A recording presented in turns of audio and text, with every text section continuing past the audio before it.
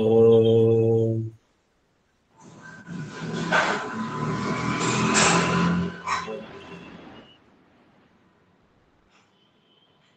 ఓం ఓం నమో భగవతే వాసుదేవాయ. ఓం నమః శివాయ.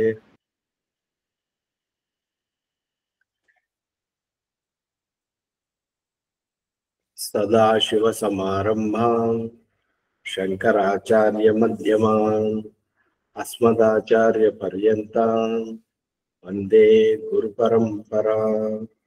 శృతి స్మృతి పురాణానాం ఆలయం కరుణాలయం నమామి భగవత్పాద శంకరం లోకశంకరం. హరి ఓం. శ్రీ గురుభ్యో నమః. హరి ఓం. ఆత్మజ్యోతులందరికీ నా సాష్టాంగ ప్రణామాలు. మనము భగవద్గీత శంకర భాష్యం ద్వారా చదువుతూ ఉన్నాము. నేను ఒక సాధకుడను మాత్రమే. నేను ఒక గురువుని కాదు, జ్ఞానిని కాదు, పండితుడని కాదు. ఒక సాధారణ సాధకుడని మాత్రమే. నేను ఈ స్టడీ అవర్ నేను నేర్చుకోవడానికి నిర్వర్తిస్తున్నాను. తప్పులేమన్నా ఉంటే క్షమించండి. మనము భగవద్గీతలో 2వ అధ్యాయము 11వ శ్లోకం సంబంధ భాష్యం చూసాం. 11వ శ్లోకం యొక్క భాష్యం కూడా చూసాం. అందులో మనకి ఏం తెలిసింది? భగవంతుడు అర్జునుడితో నీవు ఏడవదగని వారి గురించి ఏడుస్తున్నావు అని చెప్పాడు. అంటే ఈ భీష్మ ద్రోణాదుల గురించి అనవసరంగా బాధపడుతున్నావు, పైగా పండితుడి వలె మాట్లాడుతున్నావు అని చెప్పాడు. అంటే నీవు పండితుడవు కావు, నీకు తెలియదు, తెలియకుండా అజ్ఞానంలో మాట్లాడుతున్నావు అని కృష్ణుడు అర్జునుడితో చెప్పాడు. అందుచేత నీవు మోహంలో పడిపోయావు అని చెప్తున్నాడు. ఇప్పుడు అవతారిక, శంకరాచార్యులు అవతారిక రాశారు. అవతారిక అంటే ఇంతకు ముందున్న శ్లోకానికి రాబోయే శ్లోకానికి మధ్య వారధి లాంటిది. ఇప్పుడు భగవంతుడు ఏడవదగని వారు అని చెప్పాడు భీష్మ ద్రోణుల గురించి. ఏడవదగని వారు ఎందుచేత ఏడవదగని వారు? ఎందుకని వారి గురించి మనం ఏడవకూడదు అంటే వారు నిత్యులు గనుక అని చెప్పారు. వారు భీష్మ ద్రోణాదులు నిత్యులు, వారికి మరణము లేదు అని చెప్పాడు. అది ఎలాగా? దాని గురించి ఇంకొంచెం చెప్పండి అంటే 12వ శ్లోకం చెప్తున్నారు. ఏమిటది? నత్వేవాహం జాతునాసం నత్వన్నేమే జనాధిపాః నచైవ న భవిష్యామ సర్వే వయమత పరం. నత్వేవాహం జాతునాసం నత్వన్నేమే జనాధిపాః నచైవ న భవిష్యామ సర్వే వయమత పరం. మళ్ళీ ఇంకోసారి చెప్తున్నా.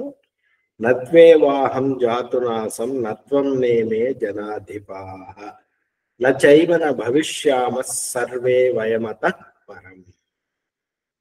అంటే ఏమిటంటే దానికి అర్థము, ఏ కాలంలో కూడా, ఏ కాలంలోనందైనాను నేను లేకుంటిని అనేది లేదు, నేను లేకుండా లేదు. అలాగే ఏ కాలంలో కూడా నీవు లేకుండుట అనేది లేదు. ఏ కాలములో కూడా ఈ అందరూ మహారాజులు లేకుండుట అనేది లేదు. అనగా నీవు, నేను, వీరందరూ ఇది వరకు ఉన్నాము అని చెప్తున్నారు. ఇది వరకు మనం లేకుండా ఉండడం అనేది లేదు. మనమందరము ఈ దేహము పడిపోయిన తర్వాత ఉండబోము అనేది కూడా లేదు. ఇక ముందు కూడా మనం ఉండము అనేది కూడా లేదు. అంటే భవిష్యత్తులో కూడా మనం ఉంటాము, వీరందరూ ఉంటారు అని భగవంతుడు చెప్తున్నారు. ఇది మీరు ఉంటారు అంటే ఈ రూపంలోనే ఇలా ఉంటారని కాదు, వేరే శరీరం వస్తున్నది, ఆ శరీరం రూపంలో ఉంటారు అని మనం అర్థం చేసుకోవాలి. ఇంతకు ముందు ఉన్నాము అంటే, ఇంతకు ముందు లేకుండా లేము అంటే ఏంటి? ఇంతకుముందు ఉన్నాము అని. ఇంతకుముందు ఉన్నాము అంటే ఎలా ఉన్నాము? వేరే శరీరంలో ఉన్నాం, వేరే రూపంలో ఉన్నాం అని అర్థం చేసుకోవాలి.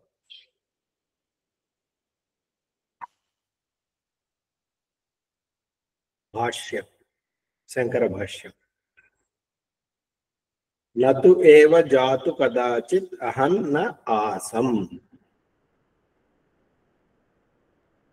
ఎప్పుడు కూడా నేను లేను అనేది లేదు. ఏనాడయ్యాక కూడా నేను లేకుండుట అనేది లేదు.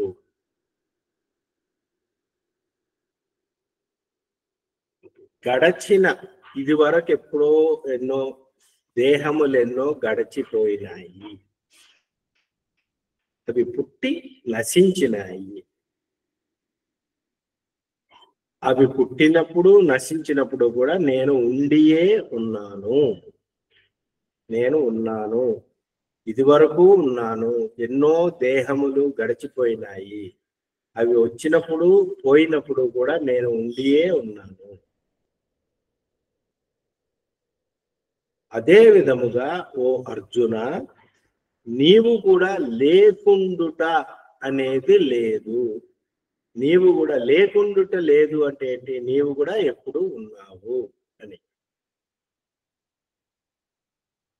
నీవు నిశ్చయముగా ఉండియే ఉన్నావు అని కృష్ణుడు అర్జునుడికి చెప్తున్నాడు.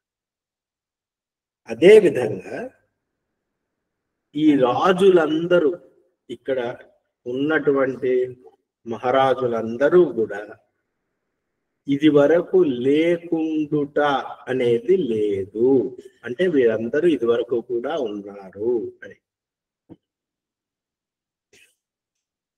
అదేవిధంగా మనమందరము ఉండబోము, ఇంకా ఉండబోము అనేది లేదు అంటే మనం ఇక ముందు కూడా ఉంటాము అని కృష్ణుడు చెప్తున్నాడు.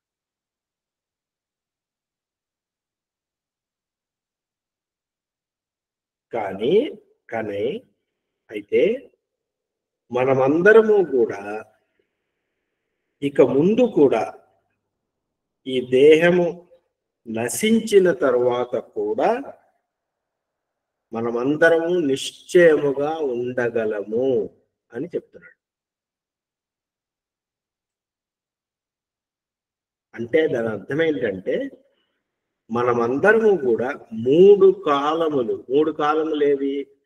భూతకాలము, వర్తమాన కాలము, భవిష్యత్ కాలం. ఈ మూడు కాలముల యందు కూడా నిశ్చయముగా ఉండియే ఉంటాము. మనము ఆత్మస్వరూపులుగా నిత్యులము అని అర్థము. అనగా మనం ఇది వరకు ఉన్నాము, ఇంతకు ముందు కూడా ఉంటాము, తర్వాత కూడా ఉంటాము అంటే ఈ శరీర రూపంగా ఉంటామని కాదు, ఆత్మరూపంగా నిత్యులము అని అర్థము. ఆత్మరూపంగా నిత్యులము. ఈ శరీరం అలాగే ఉంటుంది, ఇది వరకు కూడా వీళ్ళు ఇలాగే ఉన్నారు భీష్మద్రోణులు, ఆ తర్వాత కూడా అలాగే ఉంటారని కాదు. శరీరాలు వస్తుంటాయి, పోతుంటాయి. ఆత్మస్వరూపంగా మనము నిత్యులము అని అర్థము.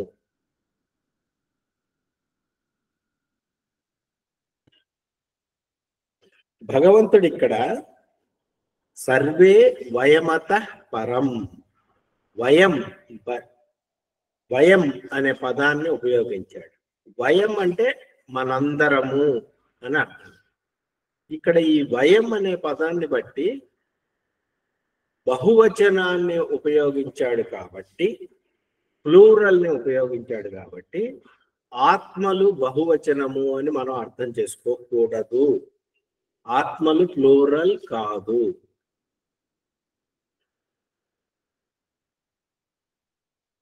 ఇక్కడ భగవంతుడు వయం బహువచనాన్ని ఉపయోగించినది దేహములు బహువచనాన్ని ఉద్దేశించి ఉపయోగించాడు. అంతేగాని ఆత్మని ఉద్దేశించి బహువచనాన్ని ఉపయోగించలేదని భాష్యకారులు చెప్తున్నారు.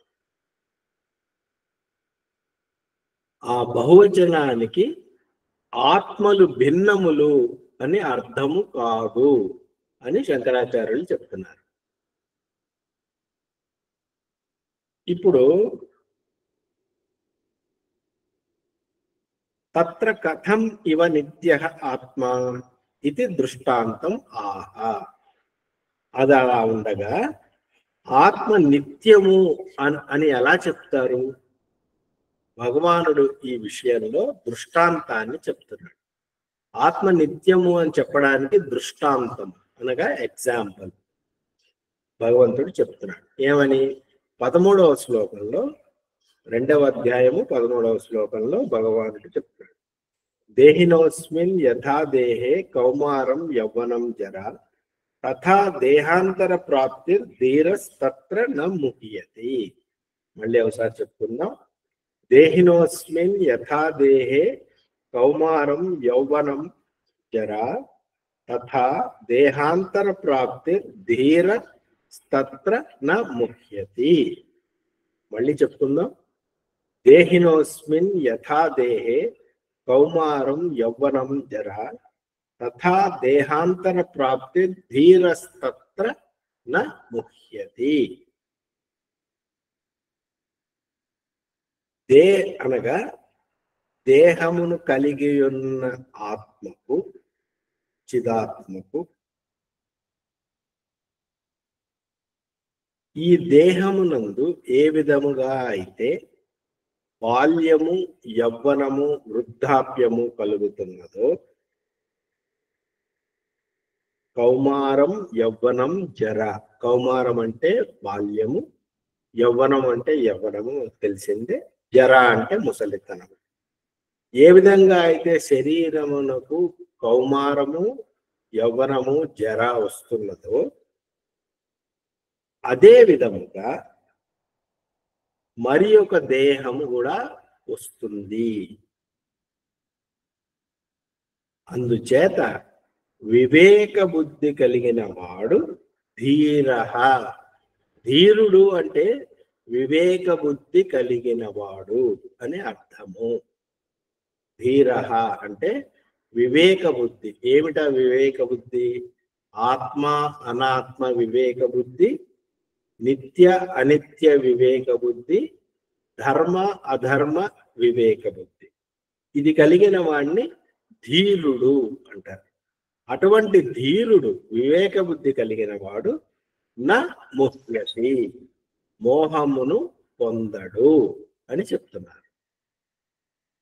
శంకర భాష్యం చూద్దాం.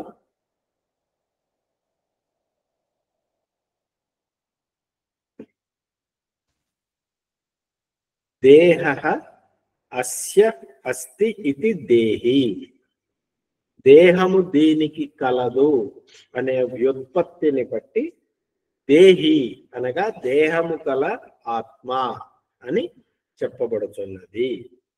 దేహము కలిగినటువంటి ఆత్మ అని చెప్పబడుతున్నది.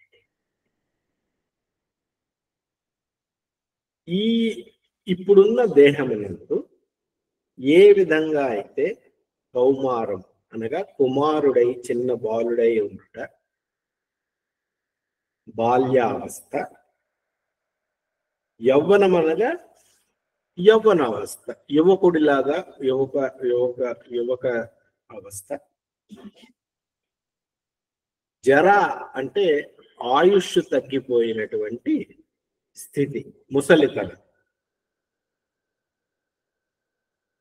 ఈ మూడు ఒకదానికి ఒకటి విరుద్ధముగా ఉంటాయి. కౌమారంగా ఉన్నప్పుడు శరీరం ఒకలాగా ఉంటుంది, యవ్వనంలో శరీరం ఒకలాగా ఉంటుంది, ముసలితనంలో శరీరం ఒకలాగా ఉంటుంది. ఇదే మీరు మనసును కూడా చూడండి. కౌమారావస్థలో మనసు ఒకలాగా ఉంటుంది, యవ్వనావస్థలో మనసు ఒకలాగా ఉంటుంది, జరావస్థలో మనసు ఒకలాగా ఉంటుంది. అయితే ఇవి మారుతున్నా కానీ వీటి యందు ఉండేటటువంటి ఆత్మ మారుట లేదు. నేనే అప్పుడు చిన్నవాణ్ణి, నేనే అప్పుడు మధ్య వయసు వాడిని, నేనే ఇప్పుడు ముసలివాణ్ణి అని మీకు తెలుస్తూనే ఉంది. ఆ నేను మీకు ఎప్పుడు అలాగే లభ్యమవుతూ ఉంది.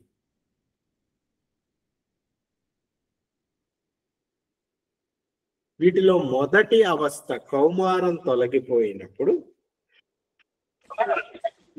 రెండవ అవస్థ పుడుతున్నది, యవనావస్థ పుడుతున్నది. కౌమారం వెళ్ళిపోయినప్పుడు ఆత్మ మరణించుట లేదు, యవ్వనావస్థ పుట్టినప్పుడు ఆత్మ పుట్టుట లేదు. ఆత్మ ఒకటే, అదే కంటిన్యూ అవుతుంది, అదే నిరంతరాయంగా వస్తూ ఉంది.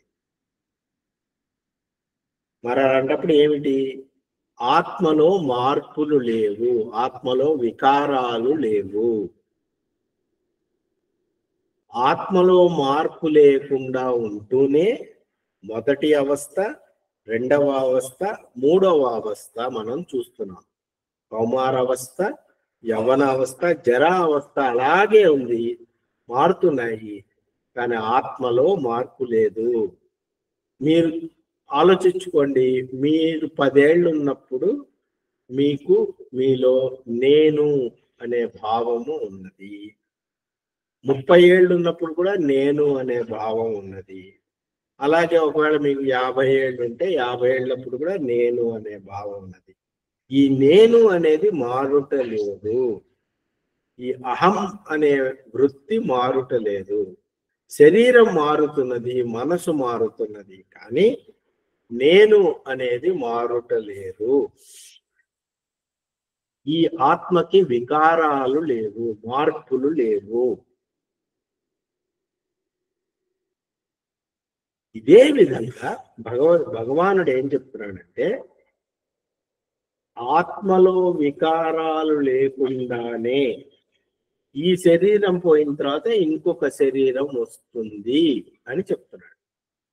ఏ విధంగా అయితే బాల్యావస్థలో ఉన్న శరీరం పోయి యవ్వనావస్థలో ఉన్న శరీరం వచ్చినదో, యవ్వనావస్థలో ఉన్న శరీరం పోయి జరావస్థలో ఉన్నటువంటి శరీరం వచ్చిందో, ఈ 3 అవస్థల్లో కూడా ఆత్మ ఒకటిగానే వికారాలు లేకుండా ఎలా ఉంటుందో, అదే విధముగా ఈ శరీరం పడిపోయిన తర్వాత కూడా మరి ఒక శరీరం వచ్చును, ఆత్మలో మాత్రం వికారాలు ఉండవు. అదే ఆత్మ అలాగే కొనసాగుతుంది. ఇది తెలుసుకున్నవాడు ఎవరు? ఈ విషయం తెలుసుకున్నది ఎవరు? వివేక బుద్ధి కలిగిన వాడికి ఇది అర్థం అవుతుంది. వివేకం అంటే మనం చెప్తున్నాం కదా, ఏమిటా వివేకము? ఆత్మలో మార్పులు లేదు, ఆత్మ మారదు. ఆత్మకి అనాత్మకి ఉండే వ్యత్యాసము అర్థం చేసుకున్నాడు. ఆత్మానాత్మ వివేకము, నిత్య అనిత్య వివేకము. ఏది నిత్యము ఏది అనిత్యము అని తెలుసుకొని, ఆత్మ నిత్యము జగత్తు అనిత్యము అని తెలుసుకున్నవాడు వివేక బుద్ధి కలిగిన వాడు. ఆ వివేక బుద్ధిలో ఇంకొక ఇది ఏంటంటే ధర్మం ఏంటి అధర్మం ఏంటి కూడా తెలుసుకోవాలి. సో ఆత్మానాత్మ వివేకము, నిత్య అనిత్య వస్తు వివేకము, ధర్మ అధర్మ వివేకము, ఈ 3 ఉన్నవాడిని వివేక బుద్ధి కలిగిన వాడు అంటారు. అటువంటి వివేక బుద్ధి కలిగిన వాడు, వాడికి ఈ విషయం అర్థమవుతుంది. ఏమర్థమవుతుంది? ఆత్మ మారదు, ఈ శరీరాలు అనిత్యములు, వస్తుంటాయి పోతుంటాయి. ఈ శరీరం పోయిన తర్వాత ఇంకొక శరీరం వస్తుంది, ఆత్మ అలాగే కంటిన్యూ అవుతుందని తెలుసుకున్నవాడు వాడు మోహమును పొందడు. మోహం అంటే ఏంటండి? మోహం అంటే నేను ఈ శరీరాన్ని, నేను ఇదే, వీరు నా బంధువులు, ఇలా అనుకోవడం మోహం. ఎందుకంటే ఈ శరీరమే అనిత్యం. ఈ శరీరంతో పాటు ఉన్న బంధువులు నిత్యం అని ఎలా అనుకుంటాం? వీరెవరితో నాకు సంబంధం లేదు. నేను ఆత్మస్వరూపాన్ని. ఆత్మకి శరీరంతోనే సంబంధం లేదు. ఆ శరీరం ఉన్నది, కానీ నేను ఈ శరీరాన్ని కాదు. ఈ శరీరంతో పాటు బంధువులు ఉన్నారు. ఆ బంధువులు నా బంధువులు కాదు. ఉన్నారు బంధువులు, అలా ఉన్నారంతే. కానీ పామరుడు ఏమనుకుంటాడంటే, అవివేకి ఏమనుకుంటాడంటే, నేను ఈ శరీరాన్ని, నేను ఇక్కడ బతుకుతున్నాను, ఇది నా జన్మ, ఇది నేను ఇక్కడ ఉన్నాను, వీరందరూ నా బంధువులు, ఇది నా ప్రాపర్టీస్, ఈ విధంగా లంపటంలో చిక్కుకొని దుఃఖిస్తూ ఉంటాడు. వివేకము కలిగిన వాడు ఈ దుఃఖము నుండి బయటపడతాడు. ఏ విధంగా బయటపడతాడు? ఈ శరీరమే అనిత్యము, ఈ శరీరంతో పాటు వచ్చినటువంటి బంధుమిత్రాదులు అనిత్యము, సంపద, భూమి, పశువులు, ఇవన్నీ అనిత్యములు.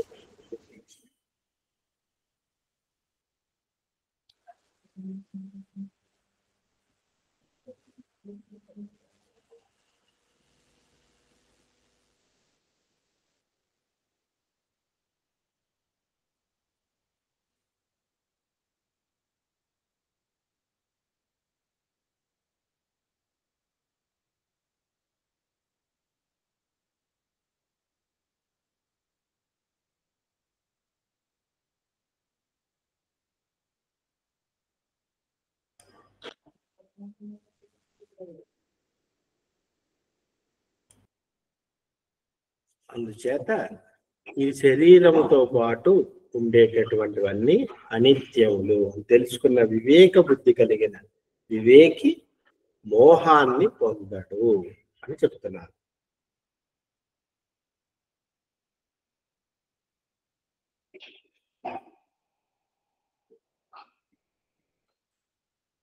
ఆత్మ నిత్యము అని తెలుసుకున్న వాడికి ఆత్మ నశించుచున్నది అనే మోహము కలుగదు. అయినా కానీ ఒక సందేహము మనందరిలోనూ ఉంటుంది. మనందరం అడుగుతాం. ఈ విషయం చెప్పినప్పుడు ఆత్మ నిత్యము కాదు, శరీరము నిత్యము కాదు, మనకి శరీరంతో సంబంధం లేదు అన్నప్పుడు ప్రతి వారికి ఒక అనుమానము, ఒక సందేహము కలుగుతుంది. ఏంటా సందేహము? సరే, నేను ఆత్మను, శరీరంతో సంబంధం లేదు, కానీ ఈ శరీరానికి దెబ్బ తగిలితే నాకు నొప్పి వస్తుంది కదా, ఈ శరీరానికి చలి వేస్తే నాకు తెలుస్తుంది కదా, ఈ శరీరానికి ఎండ వేస్తే, వేడి పుడితే నాకు తెలుస్తుంది కదా, దెబ్బ తగిలితే నాకు తెలుస్తుంది కదా అనే సందేహం అందరికీ ఉంటుంది. అది నేను ఏ విధంగా అనుకోవాలి? మరి శరీరానికి దెబ్బ తగిలితే నాకు అనిపిస్తుంది కదా. ఇటువంటి సందేహం అర్జునుడు లేవనెత్తుతాడు అని ముందుగానే కృష్ణ భగవానుడు ఊహించి ఆయన చెప్పబోతున్నారు. ఏమని చెప్పబోతున్నారు? 14వ శ్లోకంలో చెప్పబోతున్నారు. ఏమని చెప్తున్నారు? మాత్రా స్పర్శాస్తు కౌంతేయ శీతోష్ణ సుఖ దుఃఖదాః ఆగమాపాయినో నిత్య స్థాం స్థితిక్షస్వ భారత. మళ్ళీ చెప్తున్నాం. మాత్రా స్పర్శాస్తు కౌంతేయ శీతోష్ణ సుఖ దుఃఖదాః ఆగమాపాయినో నిత్య స్థాం స్థితిక్షస్వ భారత. ఇక్కడ భగవంతుడు చెప్తున్నాడు. చూడైనా అర్జున,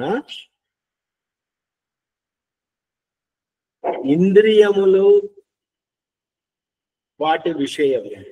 ఇంద్రియములు అంటే మన జ్ఞానేంద్రియములు, కళ్ళు, ముక్కు, చెవి, నోరు, చర్మం. ఇవి వాటి విషయములతో కూడినప్పుడు నీకు చల్లదనము, వేడి, శీతోష్ణ, శీతము, ఉష్ణము, చల్లదనము, వేడి, వాటి వల్ల సుఖము దుఃఖము కలుగుతాయి.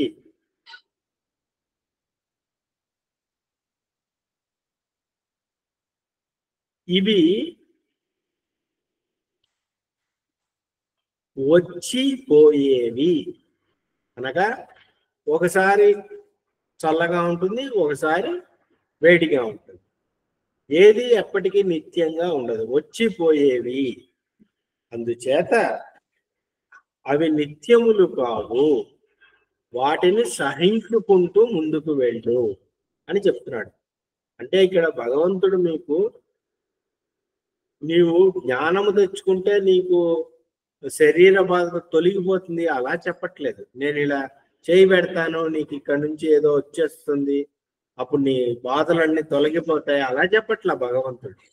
భగవంతుడు ఏం చెప్తున్నాడంటే, చూడు నాయన, కష్ట సుఖాలు, సుఖ దుఃఖాలు, శీతోష్ణాలు వచ్చిపోతూ ఉంటాయి, వాటిని భరించుకో అని చెప్తున్నాడు. సహించు, తితిక్ష అని చెప్తున్నాడు. సహించుకో, భరించుకో. అవి కర్మ చేత వస్తూ పోతూ ఉంటాయి, కర్మ ఫలాలు అలా ఉంటాయి.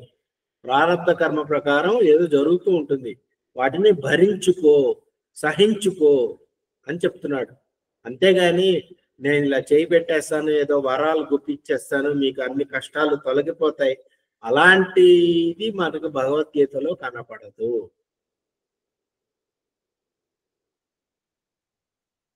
అంతేగాని నేనేదో గురువుకు దండం పెట్టుకున్నాను, నాకేదో మంచి జరిగిపోయింది, అలాంటి భ్రమలలో మీరు ఉండకండి.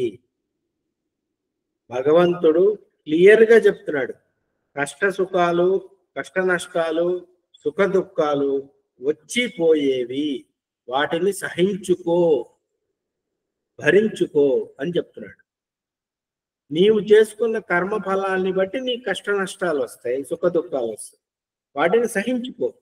ఈశ్వరుడు కర్మఫలాన్ని ప్రసాదించాడు, వాటిని సహించుకో అని చెప్తున్నాడు.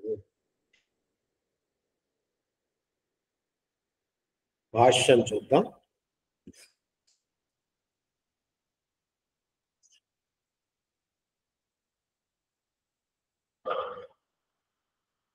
మాత్రాహ అంటే శంకరాచార్యులు ఏం చెప్తున్నారు, వీటిచే శబ్ద స్పర్శాదులు గ్రహించబడును అనే వ్యుత్పత్తిని బట్టి మాత్రాహ అంటే చెవి, కన్ను మొదలైన ఇంద్రియములు అని చెప్తున్నారు. వీటిచే గ్రహించబడును, శబ్దము స్పర్శ మొదలైనవి గ్రహించబడును, అందుచేత వీటిని మాత్రాహ అన్నారు. అనగా చెవి, కన్ను మొదలైన ఇంద్రియములు అని చెప్తున్నారు.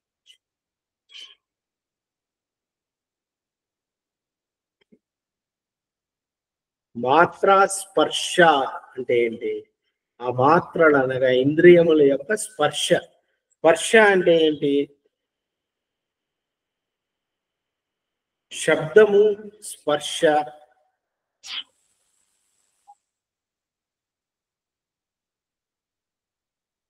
ఇంద్రియములు వాటి వాటి యొక్క ఇంద్రియ విషయములతో సంయోగము. అనగా కన్ను దేన్నో చూస్తుంది, ఆ చూచుట, చూడబడే వస్తువు కన్ను ఒక సంయోగాన్ని పొందాయి, చెవులు శబ్దంతో సంయోగాన్ని పొందాయి. అదనమాట మాత్రా స్పర్శ అంటే.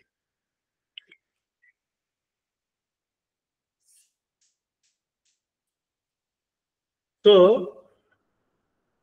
ఈ విధంగా ఇంద్రియములు వాటి వాటి విషయములతో సంయోగాన్ని చెందినప్పుడు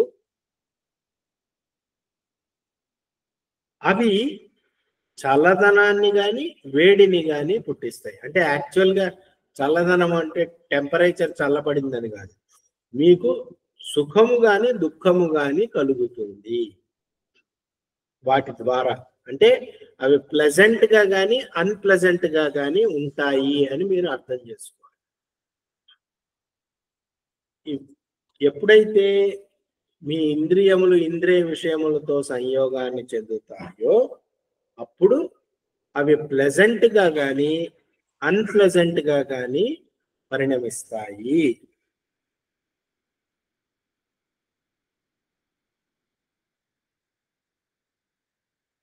అలాగే ఆయన ఏం చెప్తున్నారంటే, ఇప్పుడు చల్లగా ఉందనుకోండి,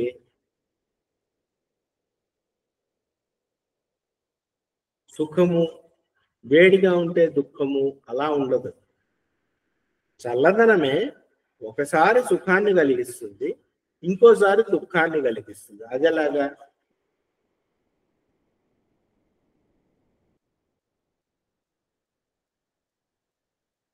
ఇప్పుడు ఎండాకాలం తీసుకోండి.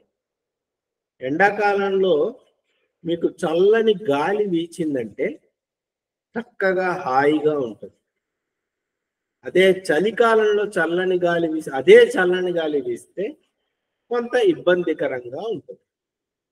అలాగే సూర్యుడు మీకు ఎండాకాలంలో ఒక 30 డిగ్రీస్ ఎండ ఉందనుకుంది. మీరు విజయవాడలో ఉన్నప్పుడు 40 డిగ్రీస్ ఎండ ఒకలాగుంటుంది. హైదరాబాద్లో ఉన్నప్పుడు 40 డిగ్రీస్ ఎండ ఒకలాగుంటుంది. చెన్నై, మద్రాసులో ఉన్నప్పుడు 40 డిగ్రీస్ ఎండ హ్యూమిడిటీ తోడై ఇంకొకలాగుంటుంది. అదే వేడి ఒక్కొక్కసారి ఒక్కొక్కలాగా ఉంటుంది. అదే చలికాలంలో బాగా చలి వేస్తున్నప్పుడు కొంత ఎండ వచ్చిందంటే మనం సుఖిస్తాం. కాబట్టి శీతము ఉష్ణము అనేవి అవి ఎప్పుడూ ఒకే రకంగా సుఖాన్ని దుఃఖాన్ని అందించవు. ఒకసారి సుఖాన్ని ఒకసారి దుఃఖాన్ని ఇస్తాయి. ఈయన ఇలా చెప్పారు అంటే మనం అదేదో ఎండ వేడి చల్లదనము సుఖము దుఃఖము దాని గురించి మాట్లాడట్లా. జీవితంలో ఒక విషయం జరిగినప్పుడు అది ప్రతిసారి అది సుఖాన్ని కలిగించవచ్చు, దుఃఖాన్ని కలిగించవచ్చు అనే విషయాన్ని మనం అర్థం చేసుకోవాలి. ఒకే విషయం అది మంచిదా చెడ్డదా, అది సుఖమా దుఃఖమా అనేది మారుతూ ఉంటుంది, కాంటెక్స్ట్ ని బట్టి మారుతూ ఉంటుంది. అందుచేత ఏది కూడా ఇదైతే సుఖము ఇదైతే దుఃఖము అని మనం నిర్ధారించరాదు. సుఖ దుఃఖాలు మారిపోతూ ఉంటాయి. సుఖ దుఃఖాల యొక్క డెఫినేషన్ మారిపోతూ ఉంటుంది అని మనం అర్థం చేసుకోవాలి. అంతేగాని ఇలా జరిగితేనే నేను సుఖిస్తాను, ఇలా జరగకపోతే నేను సుఖించను, అలా మొండి పట్టరాదు. ఎలా ఉన్నా సర్దుకుపోతూ ముందుకెళ్ళిపోతూ ఉండాలి అనే విషయాన్ని మనం ఈ శ్లోకం ద్వారా అర్థం చేసుకోవాలి.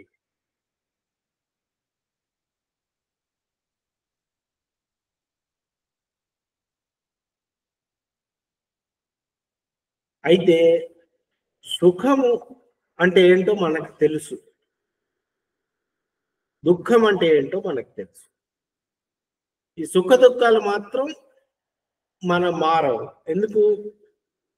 ఇప్పుడు ఎండాకాలంలో చల్లగాలి వస్తే సుఖం, ఆ సుఖాన్ని మనం గుర్తుపడతాం. చలికాలంలో ఎండ వస్తే సుఖం, ఆ సుఖాన్ని మనం గుర్తుపడతాం.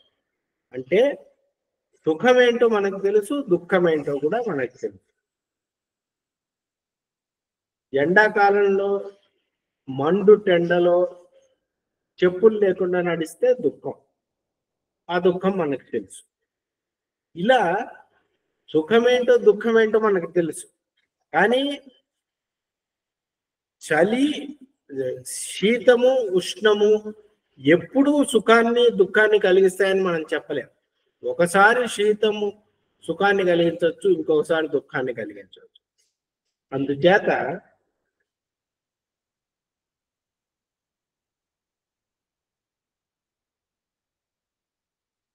ఇవన్నీ కూడా ఇంద్రియములు వాటి విషయముల పట్ల సంయోగము చేత జరుగుతూ ఉంటాయి. ఇవి వస్తూ పోతూ ఉంటాయి. ఆగమాపాయిలో అనిత్య, వస్తూ పోతూ ఉంటాయి, అనిత్యములు, ఎప్పటికీ ఉండేవి కావు. అందుచేత వస్తూ పోతూ ఉంటాయి అంటే కొంచెం సేపు ఉంటాయి, వెళ్ళిపోతాయి, అనిత్యములు, ఎప్పటికీ ఉండేవి కాదు. అందుచేత వాటిని సహించుకో అని భగవంతుడు చెప్తున్నాడు. ఆ దుఃఖములను గట్టిగా సహించుకో అని చెప్తున్నాడు. గట్టిగా సహించుకో అంటే ఎంత కష్టం వచ్చినా, ఎంత దుఃఖం వచ్చినా, ఎంత సుఖం వచ్చినా, ఎంత దుఃఖం వచ్చినా గట్టిగా సహించుకో అని చెప్తున్నాడు. అందుచేత సుఖం వచ్చినా దుఃఖం వచ్చినా హర్షమును గాని ఖేదమును గాని పొందవద్దు. అనగా సుఖం వచ్చినప్పుడు సంతోషంతో గంతులు వేయట గాని, దుఃఖం వచ్చినప్పుడు దుఃఖముతో కృంగిపోవుట గాని చేయరాదు. ఎందుకంటే ఇవన్నీ వస్తుంటాయి, పోతూ ఉంటాయి, జీవితం నడిచిపోతూ ఉంటుంది. మన సుఖానికి దుఃఖానికి కృంగిపోరాదు, పొంగిపోరాదు, కృంగిపోరాదు, ముందుకు పోతూ ఉండాలి అని 14వ శ్లోకం ద్వారా చెప్పబడినది. ఇప్పుడు మనము వచ్చే వారము 15వ శ్లోకం చూద్దాం. మీకు ఏమన్నా ప్రశ్నలు ఉంటే అడగండి.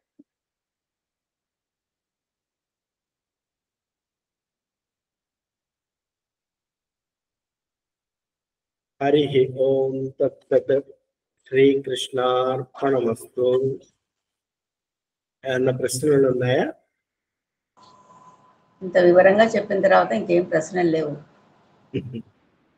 అది శంకరాచార్యుల యొక్క, భగవంతుడైన శ్రీకృష్ణుడి గొప్పతనము, దానిని మనకు అందించినటువంటి శంకరాచార్యుల గొప్పతనం.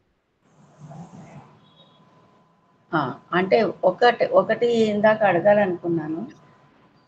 ఇప్పుడు ఆత్మకు ఒకటే ఆత్మ, శరీరాలు మారుతున్నాయి, శరీరాలు మారుతూ వెళ్తున్నాయి, ఒకటే ఆత్మ. అవునవును. ఇప్పుడు ఆత్మ అందరికీ ఒకటే అయినప్పుడు ఒక్కొక్క మనిషి ఎందుకు డిఫరెంట్ గా ఆలోచనలు క్రియలు చేస్తూ ఉన్నారు? ఆత్మ ఒకటే కదా, మనసు వేరు కాబట్టి. ఇప్పుడు సూర్యుడు ఒకటే, 10 అద్దాలు ఉన్నాయనుకోండి, 10 అద్దాల్లో సూర్యుడు ప్రతిఫలిస్తాడా, ప్రతిఫలించడా? ప్రతిఫలిస్తాడు, ఒకటే సూర్యుడు. ఒక అద్దం దుమ్ము కొట్టుకుపోయింది అనుకోండి, ఇంకో అద్దం క్లీన్ గా ఉంది అనుకోండి, అప్పుడు ఒక అద్దం దుమ్ము కొట్టుకుపోయిన అద్దంలో ఎలా కనిపిస్తాడు సూర్యుడు? కనిపించడు, కొంచెం మసకగా కనిపిస్తాడు. అదే విధంగా మనసులు వేరు వేరు, ఆత్మ ఒక్కటే. కానీ ఆత్మ మసకబారిపోయి ఉండుట అనేది ఆ అద్దము యొక్క ఇదే గాని సూర్యుడిలో ఎటువంటి మసకబారుట అనేది ఉండదు. అంటే మనసును బట్టే ఒక్కొక్క శరీరధారి చేసే క్రియలు ఉంటాయి. అవును. మన ఏవ కారణం మనుష్యానాం బంధమోక్షయో. మనసు వల్లే బంధము గాని మోక్షము గాని కలుగుతుంది. సూర్యుడే, సూర్యుడికి బంధము లేదు, మోక్షము లేదు. ఇప్పుడు ఆత్మకు చావు లేదు కదా, ఆత్మ ఎప్పుడు నిత్యంగా ఉంటుంది. ఆత్మ నిత్యము, అజము నిత్యము. అంటే మరి ఆత్మ నిత్యము, ఆత్మ పవిత్రము, జన్మ ఎందుకు ఎత్తుతోంది? ఆత్మ మళ్ళీ ఇంకో శరీరంలోకి ఎందుకు వెళ్తుంది? ఆత్మ ఎటువంటి జన్మ తీసుకోవడం లేదు. అంటే ఇప్పుడు యవ్వనము, బాల్యము, కౌమారము, యవ్వనము, ముసలితనం తర్వాత ఇంకొక శరీరంలోకి వెళ్తుంది అన్నారు కదా భగవద్గీతలో ఈ శ్లోకంలో. అట్లా ఇంకొక దేహంలోకి ఎందుకు వెళ్తుంది ఆత్మ? అది మోక్షదాయి వెళ్ళదు, మనసు వెళ్తుంది. ఆ మనసు వెంట మరి ఆత్మ కూడా ఆ శరీరంలో ఉంది కదా. ఆత్మ నిత్యము, సర్వగతము, అన్ని చోట్ల ఆత్మ ఉన్నది.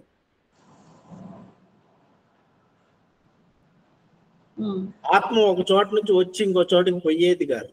సర్వగతము, అన్ని చోట్ల సమానంగా ఉండేది ఆత్మ. ఆ, మనసు ఒక చోట నుంచి ఇంకో చోటికి పోతుంది. అంటే మనస్సులో ఉన్నటువంటి ఆలోచనల వల్ల ఇంకొక శరీరంలోకి వెళ్తాను ఈ జన్మ తర్వాత. అవును. ఆ, అయితే ఒకవేళ ఆత్మలో మార్పు లేదు, ఆత్మ అదే. ఆత్మ అదే. ఒకవేళ మోక్షం పొందేశామనుకో మనసు కూడా లేకుండా, ఎవరు మోక్షాన్ని పొందాలి? ఆత్మకు మోక్షం ఏంటి? ఆత్మ నిత్యము ముక్తమే. అదే ఆత్మ ముక్తి లేదు. అది కొంచెం కుతూహలంగా ఉంది. అసలు ఆత్మ దాన్ని ఎలా పట్టుకోవడము, దాన్ని పట్టుకునేది ఏమీ లేదండి, అనాత్మను వదిలిపెట్టడమే ఉన్నది. ఆత్మను మీరు పట్టుకోకర్లా, మీరు ఆత్మయే అయి ఉన్నారు. మీరు ఆత్మ అవడానికి మీరు ప్రత్యేకించి ప్రయత్నించక్కర్లా, మీరు ఉండడమే ఆత్మలాగా ఉన్నారు. మీరు అనాత్మని నేను అనుకుంటున్నారు, మీరు చెయ్యాల్సిందల్లా అనాత్మని వదిలిపెట్టుటయే. ఏది అనిత్యమో దాన్ని అది అనిత్యమని తెలుసుకోవడమే. దేన్ని అనిత్యమో దాన్ని వదిలిపెట్టాలి. మీరు కొత్తగా ఆత్మ అయ్యేదేమీ ఉండదు, మీరు ఆల్రెడీ ఆత్మయే. మీరు కొత్తగా ఆత్మ అయ్యేదేమీ లేదు, యు ఆర్ ఆల్రెడీ దట్. తత్వమసి, నీవు ఆత్మయే అయి ఉన్నావు. You are already that. నీవు చేయవలసిందల్లా మనసులో ఉన్నటువంటి అపవిత్రమైనటువంటి దీన్ని తొలగించుకొనుటయే. మనకున్న మలినాలు ఏమిటి? నేను నాది అనేదే మలినము, దాన్ని తొలగించుకొనుము అంతే. మీరు కొత్తగా ఆత్మ అవడానికి ప్రయత్నించాల్సిన అవసరం లేదు, మీరు ఆత్మయే అయి ఉన్నారు. నేను ఆత్మనే అయి ఉన్నాను, మనసులో ఉన్నటువంటి మాలిన్యమును తొలగించుకోవాలి. అవును, అందుకొరకై జపము, తపము, ధ్యానము చేయవలెను. శ్రవణ మనన నిధిధ్యాసనలు చేయవలెను. చిత్తశుద్ధిని కలిగించుకోవలెను. మీరు ఆత్మయే అయి ఉన్నారని తెలుసుకోవాలి ఫస్ట్ థింగ్. మీరు ఆత్మ అవడానికి ప్రయత్నించొద్దు, అనాత్మను వదిలిపెట్టడానికి ప్రయత్నించండి. వివేకము, వైరాగ్యము కలిగి ఉండండి. ఇప్పుడు మీరు చేయాల్సింది ఆత్మను సంపాదించడం కాదు, అనాత్మను వదిలిపెట్టుట. అనగా నేను నాది, నేను ఈ శరీరాన్ని అనుకోవటం మానండి, వీరందరూ నా బంధువులు అనుకోవడం మానేయండి. ఇది నా ఆస్తి అనుకోవటం మానేయండి.